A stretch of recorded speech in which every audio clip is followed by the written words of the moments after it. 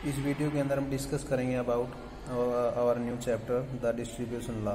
ठीक है, तो इसके अंदर क्या है, जैसे कि नाम से पता चल रहा है कि डिस्ट्रीब्यूशन से हमारा मतलब क्या है कि मान लीजिए आपके पास कोई सॉल्वेंट है, उसके अंदर सोल्यूट डाल रहे हो, तो कोई कंपाउंड डाल रहे हो, तो वो क्या कर लेता है, जो कम अमाउंट में होगा हम उसको सोल्यूट बोलते हैं, जो ज़्यादा अमाउंट में होता है उसको सॉल्वेंट बोलते हैं। ठीक है, जो कम अमाउंट में होता है वो उसके अंदर क्या कर लेता है, अपने आप को डिस्ट्रीब्यूट कर लेता है, सोल्यूबल कर लेता है।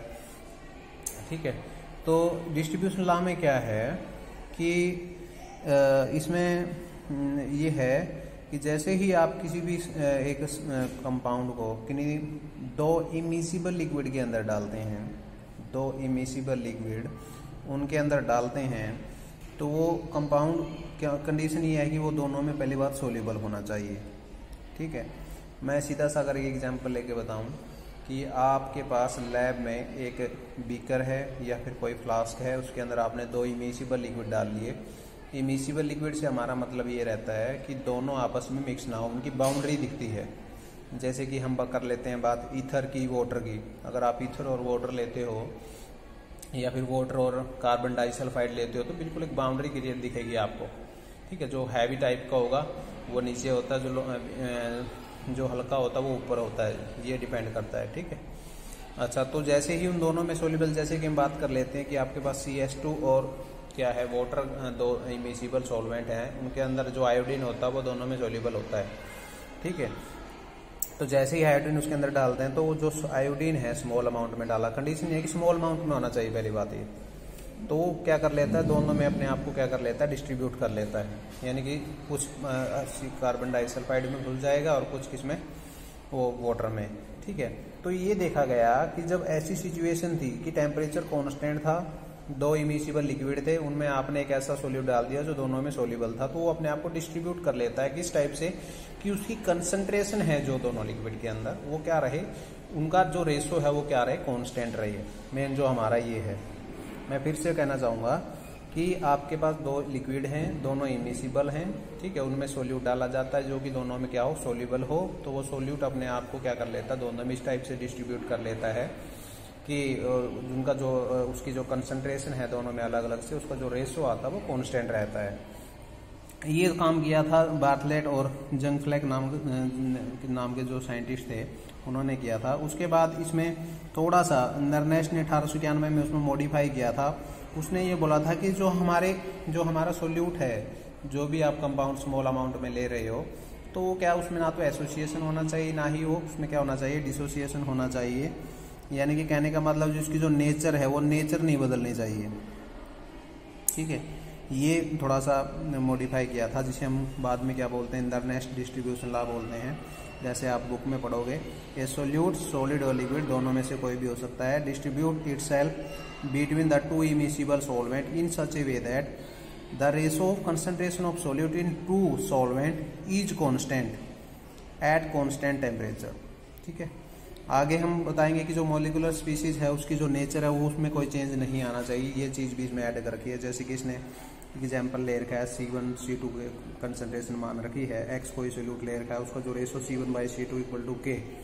ठीक है, उसके बाद एक्सपेरिमेंटली भी इसने करके दिखा रखा है। जैसे मैंने एग्जाम्पल बोला था कि आयोडीन हम ले रहे हैं कि इसमें कार्बन डाइसल्फाइड और वाटर के अंदर, तो एक्सपेरिमेंटल रिजल्ट भी ये दिखा रहा है कि दोनों का जो कंसंट्रेशन है उनका जो रेशो दिखाया जाए 420, 400, 410, 440, 400, यानी कि ओवरऑल क्या कांस्टेंट ही रहता है वो हमारे पास ये। अब बात आ जाती है कि कंडीशंस क्या होनी चाहिए। कंडीशंस से हमारा मतलब ये है कि उसमें डिस्ट्रीब्यूशन लॉ कब अप्लाई होगा। पहले तो मैंने बोला कि जैसे कि टेम्परेचर कांस्टेंट रहना चाहिए, दूसरा सॉल्यूशन डाइल्यूट होना चाहिए। डाइल्यूट से हमारा मतलब क्या है कि हमारा जो सोल्यूट है उसकी अमाउंट बहुत ज़्यादा कम होनी चाहिए। सोल्यूट की नेचर में चेंज नहीं होना चाहिए, सोल्यूट में जैसे कि एसोसिएशन डिसोसिएशन नहीं होना चाहिए। आपकी बुक में एग्जांपल दे रखा है बेंजोइक एसिड का, एसिटिक एसिड का, बेंजीन और वाटर में दोनों में आप जब आप डालते हो तो वो क्या कर लेता है, बेंजीन में वो डाइमर बन जाता है एसिटिक एसिड का और बेंजोइक एसिड का। तो कहने का मतलब ये उसकी प्रॉपर्टी में कोई चेंज नहीं आना चाहिए, उसकी स्टेट में कोई चेंज नहीं आना चाहिए हमारी।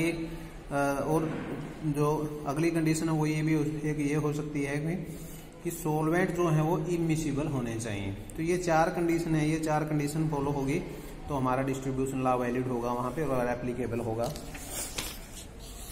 उसके बाद इसके न्यूमेरिकल दे रखे हैं, उसके ऊपर बेस सिंपल से न्यूमेरिकल हैं। उसके बाद हम थर्मोडायनेमिक डेरिवेशन की हम बात करते हैं, thermodynamic derivation of distribution law.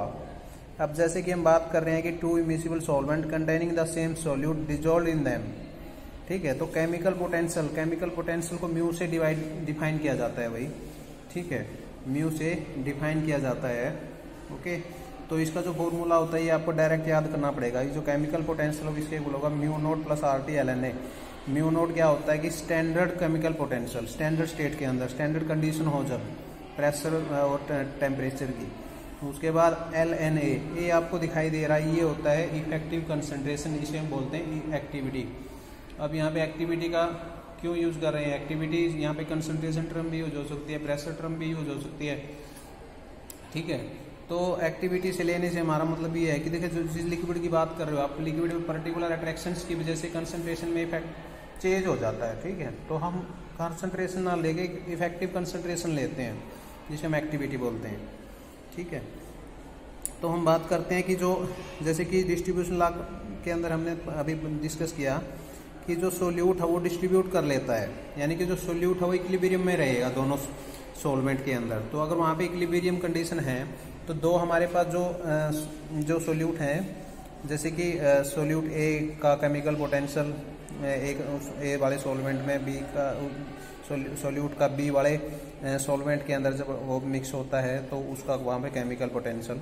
अब जैसे हम बात करें इक्विलिब्रियम कंडीशन की, इक्विलिब्रियम कंडीशन का है तो वहाँ पे दोनों का केमिकल पोटेंशियल क्या मिलेगा, सेम मिलेगा। ओके, तो दोनों की वैल्यू जो ऊपर निकाली ये निकाल रखी वो इक्वल कर ली यहाँ पे, ठीक है। उसके बाद RT को कॉमन कर लिया, ln जो B है यहाँ पे हमारे पास आ जाएगा, RT कॉमन आ जाएगा, अंदर रह जाएगा ln A minus ln AB, ठीक है। तो log m minus log n उसको हम लिख सकते हैं log m बाई n। तो यहाँ पे सेम इसने कर रखा है log A और में AB, ठीक है। RT यहाँ से कॉमन निकला था, वो उस साइड लेके जाएंगे तो हमारा इसके डिवाइड में आ जाएगा। उसके बाद हम यहाँ पे देखेंगे जो हमारा स्टैंडर्ड स्टेट के अंदर जो केमिकल पोटेंशियल उसकी वैल्यू कांस्टेंट ही मिलेगी, दोनों का डिफरेंस भी तो कांस्टेंट ही होगा। R एंड T कांस्टेंट है, टेम्परेचर तो कांस्टेंट कंडीशन है, R कांस्टेंट होता है, ये कहने का मतलब ये है कि आपका कांस्टेंट आएगा। अब जैसे कि log की वैल्यू कांस्टेंट आ रही है तो जो जिस चीज़ का आप log ले रहे हो नेचुरल log, तो उसकी वैल्यू भी कांस्टेंट ही मिलेगी ना।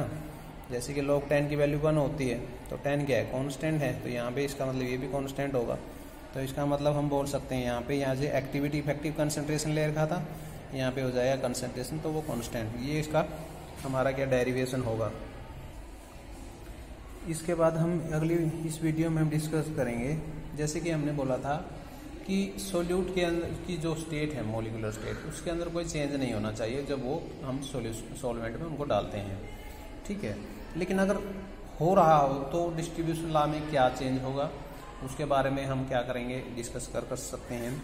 ये हमारा जो टॉपिक है next, change in the molecular state and distribution law, कि जब सोल्यूट क्या कर रहा हो, एसोसिएशन कर रहा हो, डिसोसिएशन कर रहा हो, जैसे कि कोई इलेक्ट्रोलाइट है वो डिसोसिएट हो जाती है, वाटर में डालते हैं, तो यानी कि जब सोल्यूट के अंदर एसोसिएशन डिसोसिएशन हो रहा हो तब हम क्या डिस्ट्रीब्यूशन लॉ में क्या मॉडिफिकेशन हो सकती है उसके बारे में डिस्कस करेंगे। पहला केस जो हमारा है कि when the solute undergo association in one of the solvent, ठीक है। तो एक चीज यहाँ पे ये याद रखना है, जो हमारा सोल्यूट है जैसे कि X सोल्यूट है, कंसंट्रेशन C1 इसकी फेज 1 में, यानी कि सॉल्वेंट 1 में, कंसंट्रेशन फेज 2 के अंदर, तो हम डिस्कस लेके चलेंगे कि पहले तो इक्विलिब्रियम में होगा। यहाँ पे केस हम लेके चल रहे हैं कि एसोसिएशन हो रहा हो उसके अंदर, ठीक है। जैसे कि X एक इक्विलिब्रियम तो हमारे पास ये होगी फेज 1 के अंदर X इक्वल टू X ही रहे वहाँ पे। दूसरा फेज 2 में हम मान के चलें कि कुछ एक N मोलिक्यूल X के वो क्या हो रहे हैं, एसोसिएट हो रहे हो, मान लीजिए 2X मिलके X2 बना रहे हो, ठीक है, इस टाइप की कंडीशन। तो हमारे पास जो होगा, मान लेते हैं कि फेज 2 में वो क्या हो रहा है, एसोसिएशन हो रहा है वहाँ पे, यानी कि X के N मोलिक्यूल, X सोल्यूट के N मोलिक्यूल मिलके XN बना रहे हो, जैसे कि 2X मिलकर X2 बना लें, जैसे कि हमारा H2 होता है, ठीक है। Suppose the total concentration of solute X in phase 1 that is C1 and the total concentration of solute X in phase two C2 total, यानी कि एसोसिएटेड जो हुए और जो हमारे पास बच गए अनएसोसिएटेड वो टोटल C2। उसके बाद alpha is degree of association में मान के चलता हूँ फेज 2 में है। Then associated molecule in phase 2 वो क्या होगा XN, वो हमारा क्या होगा alpha by N into C2।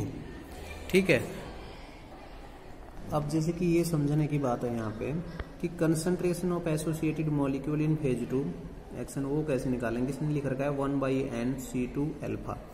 इसको कैसे समझिए, इसको ऐसे समझिए जैसे कि nx मिलके xn बना रहे हैं, मान लीजिए 2x मिलके x2 बना रहे हैं, टोटल आपके पास 10x हैं जो एसोसिएट हो रहे हैं, तो वहाँ पे कितने x2 मिलेंगे आपको, 5 x2 मिलेंगे।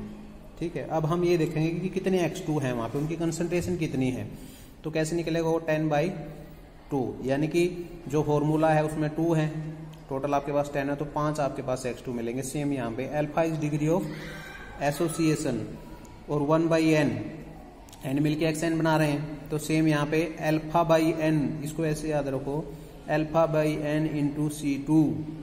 ठीक है, तो ये हमारा सेम ऐसे होगा जैसे कि आप इसको समझिए कि 2x मिलके x2 बना रहे हैं और आपके पास 10x, तो कितने मिलेंगे 5x2, वो कैसे निकलेगा 10/2 = 5। तो सेम यहाँ पे अल्फा बाई n क्या यहाँ पे 2 हो जाएगा, अल्फा यहाँ पे 10, यानी कि ओवरऑल कंसंट्रेशन हमारी आ जाएगी 5 आ जाएगी। तो यहाँ से ये समझने की बात है concentration of unassociated normal molecule in phase 2, unassociated की हम बात करते हैं तो इसको आप कैसे करोगे, ये इसको आप ऐसे याद रखो C2 क्या अल्फा C2, उनमें से अल्फा C2 क्या हो गए, निकल गए, तो हमारे पास जो बच गए वो क्या हो गए C2 माइनस अल्फा C2, तो 1 माइनस अल्फा C2 आ जाएगा, यहाँ पे सेम ऐसे कर रखा है। तो ये दोनों चीज़ें हैं यहाँ पे थोड़ा सा ध्यान देने की। उसके बाद हमारे पास applying the distribution law to equilibrium 1, distribution law to equilibrium 1, जो इक्विलिब्रियम 1 है उसके ऊपर आपने क्या अप्लाई करना है, डिस्ट्रीब्यूशन लॉ अप्लाई करना है। Concentration of solute X in phase 1, concentration of normal molecule of X in phase 2 that is equal to constant, यानी कि हम जो डिस्ट्रीब्यूशन लॉ में कौन से मॉलिक्यूल्स का जिक्र करेंगे जो अनएसोसिएटेड हों। अनएसोसिएटेड जो पहले वाले हैं फेज में उसमें तो एसोसिएशन हो ही नहीं रहा, तो हम C1 ही लेकर चलेंगे उसकी जगह। दूसरे बाद हम नॉर्मल मॉलिक्यूल यानी कि जो अनएसोसिएटेड है वो हमने निकाला 1 माइनस अल्फा C2, वो यहाँ पे लेके चलेंगे हम।